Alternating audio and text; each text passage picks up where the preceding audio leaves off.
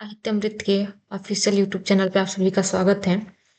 अगर आप net GRF Hindi से देने जा रहे हैं तो ये वीडियो आपके लिए बहुत महत्वपूर्ण होने वाली है।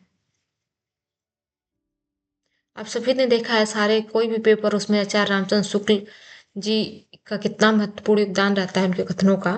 तो उन्हीं के कोटेशन उन्हीं के कथन आज की वीडियो में हम देखेंगे। तो 6 जनवरी को जो एग्जाम देने जा रहे हैं वो एक बार इसको जरूर देख लें। चलिए शुरू करते हैं आज की वीडियो। तो आचार्य रामचंद्र शुक्ल का कथन है महादेवी वर्मा के बारे में। कहते हैं कि इस वेदना को लेकर उन्होंने हृदय की ऐसी अनुभूतियां सामने रखी जो लोकोत्तर है। कहाँ तक वे वास्तविक अनुभूतियां हैं और कहाँ तक अनुभूतियों की रमणीय कल्पना, यह कहा नहीं जा सकता। तो यह शुक्ल जी ने कहा है महादेवी वर्मा जी के बारे में, बहुत इंपॉर्टेंट है, परीक्षाओं में सीधे सीधे पूछा जाता है। दूसरा कोटेशन है, इनकी रहस्यवादी रचनाओं को देख चाहे तो यह कहें कि इनकी मधु वर्षा के मानस प्रचार के लिए रहस्यवाद का पर्दा मिल गया, अथवा यूं कहें कि सारी पुण्यानुभूति ससीम पर से कूद कर असीम पर जा पड़ी। ये है जयशंकर प्रसाद जी के बारे में। इससे आपको महादेवी वर्मा का भी भ्रम हो सकता है क्योंकि उन्होंने छायावाद पे बहुत सारा महादेवी वर्मा जी के बारे में ऐसा लिखा है। ये प्रेरणानुभूति, तो ध्यान रखिएगा, ये कथन जयशंकर प्रसाद जी का है, मतलब उनके बारे में कहा गया है। और ये सारे कथन शुक्ल जी के ही हैं। कबीर की अपेक्षा खुसरो का ध्यान की भाषा की ओर अधिक था। मतलब कि जो कबीर थे उनका ध्यान भाषा की ओर अधिक, खुसरो की अपेक्षा अधिक नहीं था।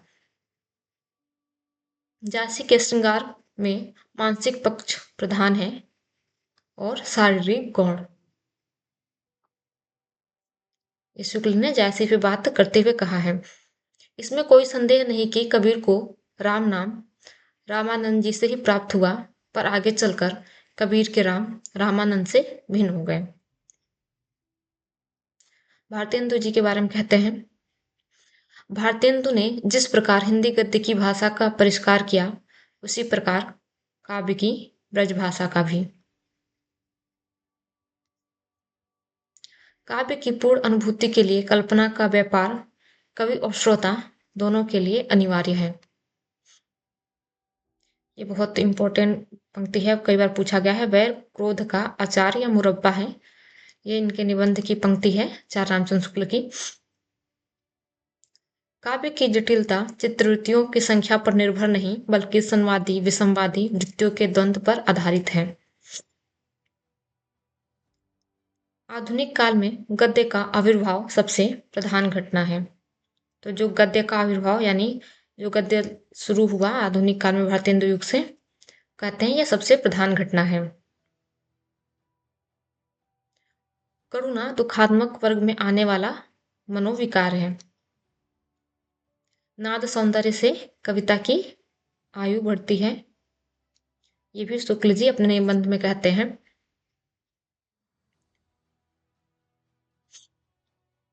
भक्ति धर्म की रसात्मक अनुभूति है।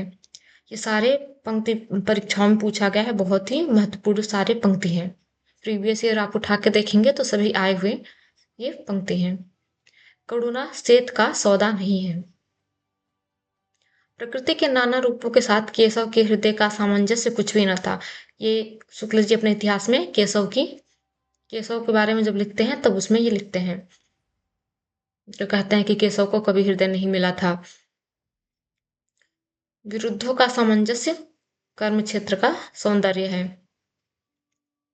हिंदी रीति ग्रंथों की परंपरा चिंतामणि त्रिपाठी से चली है, अतः रीतिकाल का आरंभ उन्हीं से मानना चाहिए। तो शुक्ल जी रीतिकाल का आरंभ चिंतामणि त्रिपाठी से जिसे मानते हैं।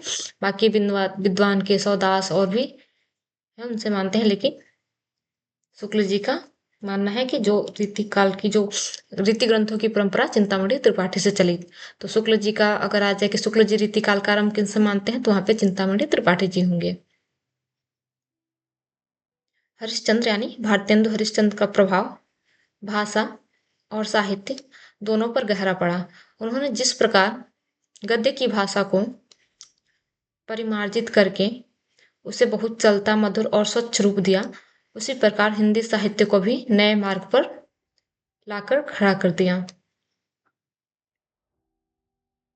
अगला कोटेशन है, सौंदर्य की वस्तुगत सत्ता होती है, इसलिए शुद्ध सौंदर्य नाम की कोई चीज नहीं होती। यह सूचित करने की आवश्यकता नहीं कि न तो सूर का अवधि पर अधिकार था और न जायसी का ब्रजभाषा पर। जब तुलसीदास का विवेचन करते हैं शुक्ल जी, तब ये उनका कोटेशन है, क्योंकि तुलसीदास जी ने अवधि में भी काव्य रचना की है और ब्रजभाषा में भी। तो वही कहते हैं कि यह सूचित करने की आवश्यकता नहीं है, न तो सूर का अवधि पर अधिकार था और न जायसी का ब्रजभाषा पर। अगला कोटेशन है, धर्म का प्रवाह कर्म, ज्ञान और भक्ति इन तीन धाराओं में चलता है।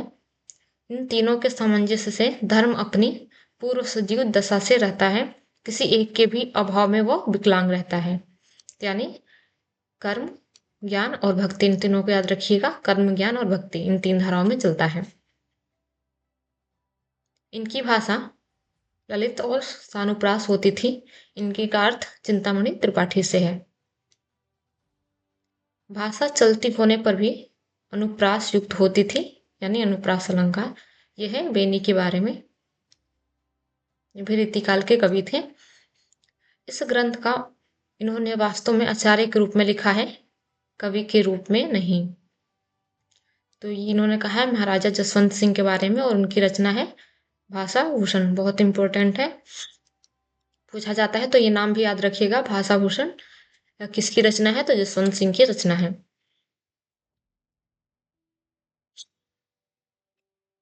इसका एक एक दोहा हिंदी साहित्य में एक एक रत्न माना जाता है। ये शुक्ल जी बिहारी सतसई के बारे में कहते हैं कि बिहारी सतसई का एक एक दोहा हिंदी साहित्य में एक एक रत्न माना जाता है। ऐसा ही कुछ कथन उन्होंने नागमती वियोग वर्णन के बारे में भी कहा है कि ये हिंदी साहित्य का रत्न है। तो दोहा आ जाए तो यहाँ पे बिहारी सतसई होगा। इसमें तो रस के ऐसे छींटे पड़ते हैं जिनसे हृदय कालिका थोड़ी देर के लिए खुल उठती है। बिहारी और बिहारी सतसई के बारे में कहा है।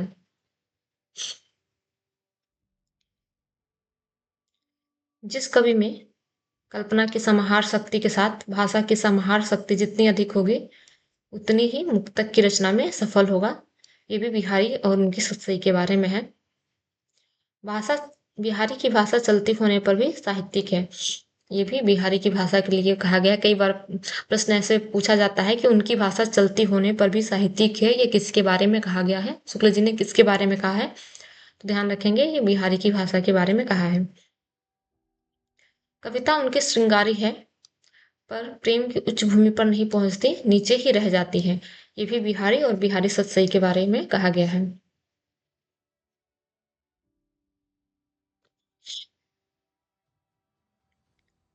भाषा इनकी बड़ी स्वाभाविक, चलती और व्यंजनापूर्ण होती थी।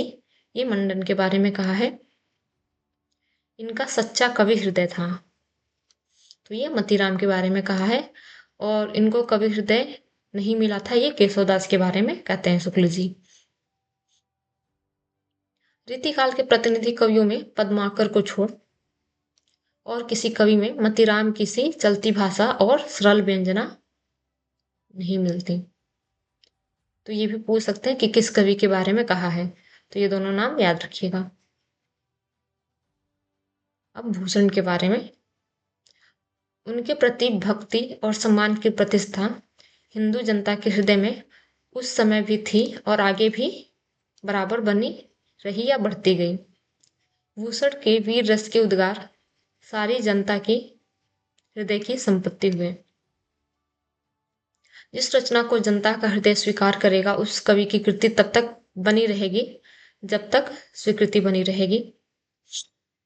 भूषण के बारे में आप लोग जानते ही हैं, रीतिकाल में इन्होंने वीर रस की कविता लिखी। उसी के बारे में शुक्ल जी ये कह रहे हैं सारा कुछ। शिवाजी और छत्रसाल की वीरता का वर्णन को कोई कवियों की झूठी खुशामद नहीं कह सकता।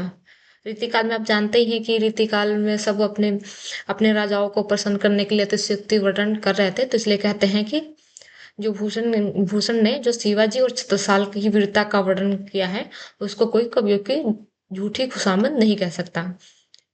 वे हिंदू जाति के प्रतिनिधि कवि हैं।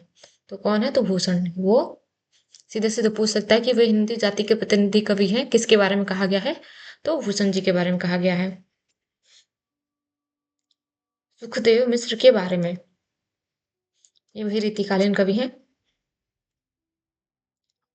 छंद शास्त्र पर इनका सा विशद निरूपण और किसी कवि ने नहीं किया है। देव के बारे में, वे ये आचार्य और कवि दोनों रूपों में हमारे सामने आते हैं। किसके बारे में कहा है? तो देव के बारे में। कवित्व शक्ति और मौलिकता, कवित्व शक्ति और मौलिकता देव में खूब थी, पर उनके सम्यक स्फुरण में उनकी रुचि विशेष प्राय बाधक हुई है। रीतिकाल के कवियों में बड़े ही प्रगल्भ और प्रतिभा संपन्न कवि थे, इसमें संदेह नहीं। ये पंक्ति कई बार पूछी गई है, तो इसको खास ध्यान रखेंगे कि ये वाली पंक्ति किसके लिए और अभी भी पूछी जाती है। ये बड़े ही प्रगल्भ और प्रतिभा संपन्न कवि थे, तो ये देव के बारे में शुक्ल जी ने कहा है। श्रीपति के बारे में, श्रीपति ने काव्य के सब अंगों का निरूपण विशद रीति से किया है। भिखारी दास के बारे में, इनकी रचना कला पक्ष में संयत और भाव पक्ष में रंजन काढ़नी है। पद्माकर के बारे में, ऐसा सर्वप्रिय कवि इस काल के भीतर बिहारी को छोड़ दूसरा नहीं हुआ। इनकी रचना की रमणीयता ही इस सर्वप्रियता का एकमात्र कारण है।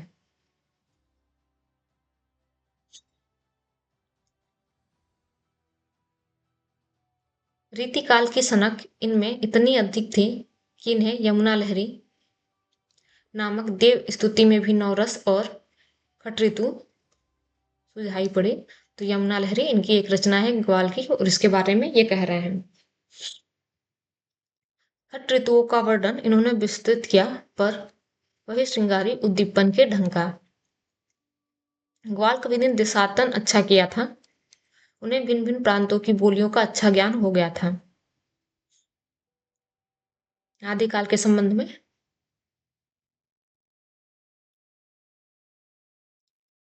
इन कालों की रचनाओं की विशेष प्रवृत्ति के अनुसार ही उनका नामकरण किया गया है।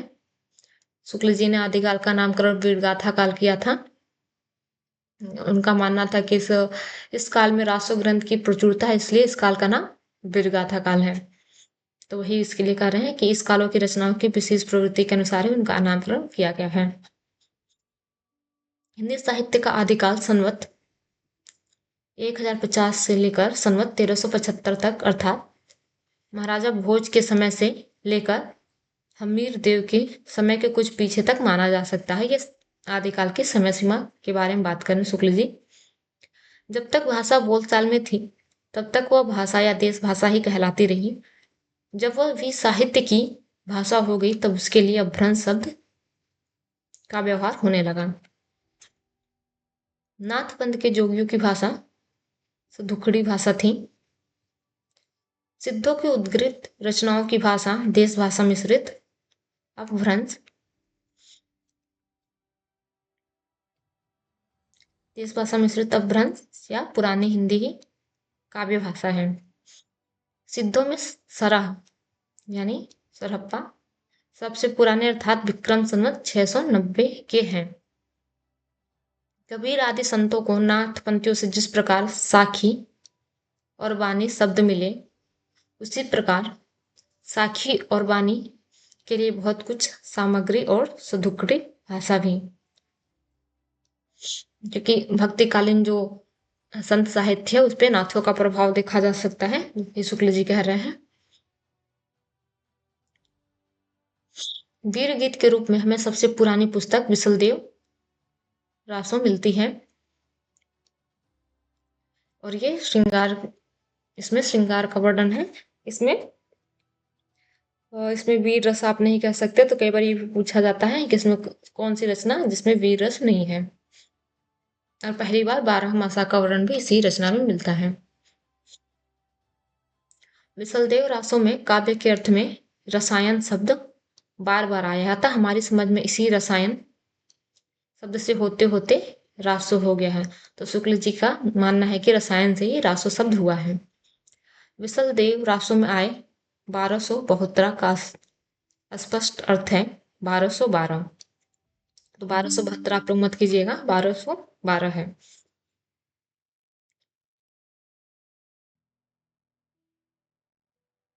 विसल देव रासो के बारे में आचार्य शुक्ल ने कहा है, भाषा की परीक्षा करके देखते हैं तो वह साहित्यिक नहीं है, राजस्थानी है। तो शुक्ल जी ने इसकी भाषा को राजस्थानी माना है। अपभ्रंश के योग से शुद्ध राजस्थानी भाषा का जो साहित्यिक रूप था वो डिंगल कहलाता है। तो डिंगल और पिंगल शैली है, भाषा नहीं है, ध्यान रखिएगा। कई बार पूछा जाता है कि पिंगल क्या है या डिंगल क्या है, तो उसमें भाषा का भी ऑप्शन रहता है। तो डिंगल शैली है, भाषा नहीं है, और पिंगल भी शैली है। अपभ्रंश के योग से अपभ्रंश और राजस्थानी के योग से डिंगल बनता है, और अपभ्रंश और ब्रज के योग से पिंगल। चंद्रप्रदायी के बारे में आचार्य शुक्ल ने कहा है, ये हिंदी के प्रथम महाकवि माने जाते हैं और इनका पृथ्वीराज रासो हिंदी का प्रथम महाकाव्य है। पृथ्वीराज रासो के बारे में आचार्य शुक्ल ने कहा है, भाषा की कसौटी पर यदि ग्रंथ को कसते हैं तो और भी निराश होना पड़ता है, क्योंकि वह बिल्कुल बेठिकाने की है, उसमें व्याकरण आदि की कोई व्यवस्था नहीं है। तो ये शुक्ल ने उसकी भाषा के बारे में कहा है, और पृथ्वीराज रासो को कहते हैं कि ये पूरा का पूरा ग्रंथ ही जाली है। उस ग्रंथ को अप्रमाणिक मानते हैं पृथ्वीराज रासो को। विद्यापति के पद अधिकतर श्रृंगार के ही हैं, जिनमें नायिका और नायक राधा कृष्ण हैं। विद्यापति को कृष्ण भक्तों की परंपरा में न समझना चाहिए। शुक्ल जी का मानना है कि जो वो श्रृंगार के हैं उनके पद जो विद्यापति पदावली है, तो इसलिए उनको कृष्ण भक्तों की परंपरा में नहीं समझना चाहिए। मोटे हिसाब से वीर गाथा का महाराज हमीर के समय तक ही समझना चाहिए। अभी कबीर के बारे में कहते हैं, कबीर ने अपनी झाड़ फटकार के द्वारा हिंदुओं और मुसलमानों की कट्टरता को दूर करने का जो प्रयास किया वो अधिकतर चिढ़ाने वाला सिद्ध हुआ, हृदय को स्पर्श करने वाला नहीं। इस कहानी के द्वारा कवि ने प्रेम मार्ग के त्याग और कष्ट का निरूपण करके साधक के भगवत प्रेम का स्वरूप दिया है। ये कुतुबन कृत रिगावती के बारे में कहते हैं। आचार्य रामचंद्र शुक्ल के अनुसार मलिक मोहम्मद जासी के गुरु थे शेख मोहिदी। प्रेम गाथा की परंपरा में पद्मावत सबसे पौड़ और सरस है। यही प्रेम मार्गी सूफी कवियों की प्रचुरता की समाप्ति समझनी चाहिए। ये शेख नबी के बारे में कहते हैं कि प्रेम मार्गी सूफी कवियों की प्रचुरता की समाप्ति।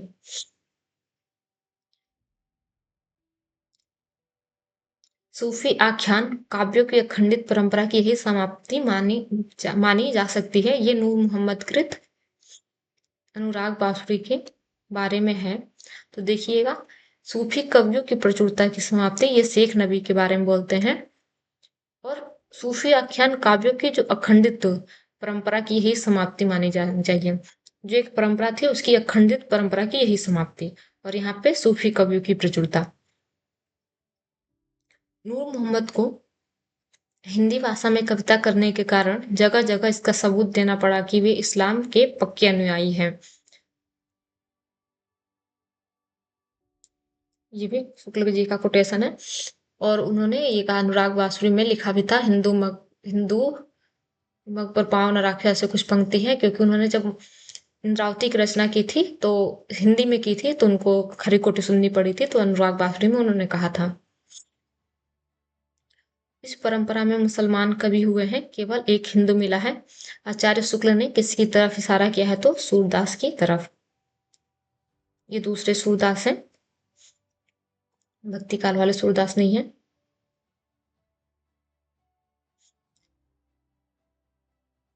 जनता पर चाहे जो प्रभाव पड़ा हो, उक्त गद्दी के भक्त शिष्यों ने सुंदर सुंदर पदों द्वारा जो मनोहर प्रेम संगीत धारा बहाई, उसने मुरझाए हुए हिंदू जीवन को सरस और प्रफुल्लित किया। ये श्री वल्लभाचार्य जी के लिए है। सूर्य की बड़ी भारी विशेषता है नवीन प्रसंग की उद्भावना। नवीन प्रसंगों की उद्भावना के बारे में कहते हैं कि ये सूर्य की सबसे बड़ी विशेषता है, और इस विशेषता में तो तुलसी जी भी पीछे रह गए हैं।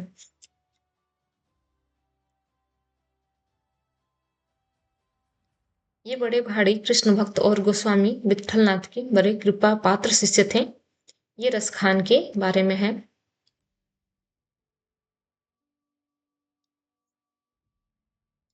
इन भक्तों का हमारे साहित्य पर बड़ा भारी उपकार है, ये कृष्ण भक्त कवियों के लिए कहा है। आचार्य शुक्ल ने केशव दास को भक्ति काल में सम्मिलित किया है। तो आचार्य शुक्ल ने केशव दास और सेनापति जी का वर्णन वो भक्ति काल के अंतर्गत में ही किया है, उन्होंने रीति काल में नहीं किया है। तो भक्ति काल के जो फुटकल कवि हैं उसमें केशव दास और सेनापति का वर्णन किया है। रामचरितमानस को लोगों के हृदय का हार कहा है आचार्य रामचंद्र शुक्ल ने। गोस्वामी जी की भक्ति पद्धति की सबसे बड़ी विशेषता है उसकी सर्वांग पूर्णता। रामचरितमानस में तुलसी केवल कवि के रूप में नहीं, उपदेशक के रूप में भी सामने आते हैं। प्रेम और श्रृंगार का ऐसा वर्णन जो बिना किसी लज्जा और संकोच के सबके सामने पढ़ा जा सके, गोस्वामी जी का ही है। हम निसंकोच कह सकते हैं कि यह एक कवि ही हिंदी को प्रौढ़ साहित्यिक भाषा सिद्ध करने के लिए काफी है।